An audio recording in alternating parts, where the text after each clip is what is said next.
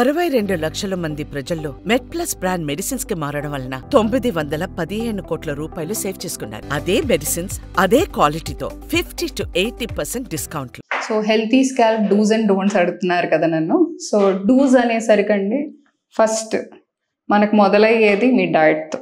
మీరు సరిగ్గా పోషక తత్వాలు ఉన్న ఫుడ్ తింటున్నారా లేదా అనేది important. So healthy balance diet అనేది మీ స్కాల్ప్ హెల్త్, మీ హెయిర్ హెల్త్కి రెండింటికి ఇంపార్టెంట్. అండ్ హెయిర్ వాష్ మీరు మీకు తగ్గట్టుగా, అంటే ఆయిలీ స్కాల్ప్ ఉన్న వాళ్ళు వారానికి 2 లేదా 3 సార్లు, లేదా డ్రయర్ సైడ్ ఉన్న వాళ్ళు 1-2 సార్లు హెయిర్ వాష్, అంటే స్కాల్ప్ సరిగ్గా వాష్ చేస్తున్నారా లేదా ఈజ్ ఆల్సో ఇంపార్టెంట్.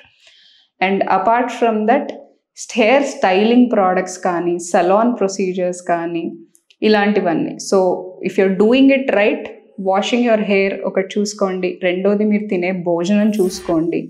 అండ్ మూడోది మీరు వాడుతున్న షాంపూస్ కూడా recommended as per your scalp. మీరు కనుక మీ డర్మటాలజిస్ట్ని కలిసి రికమెండేషన్ తీసుకోగలిగితే దాని ప్రకారం యూస్ చేయండి. డోంట్స్ అంటారా, మోస్ట్ ఇంపార్టెంట్ సలాన్ ప్రొసీజర్స్ కానీ, అంటే hair straightening, keratin, botox or using heating tools, ఫ్రీక్వెంట్గా హాట్ బ్లో డ్రయర్ వాడడం ఆర్ హెయిర్ ఐరన్ చేస్తూ ఉంటారు, అది వాడటం.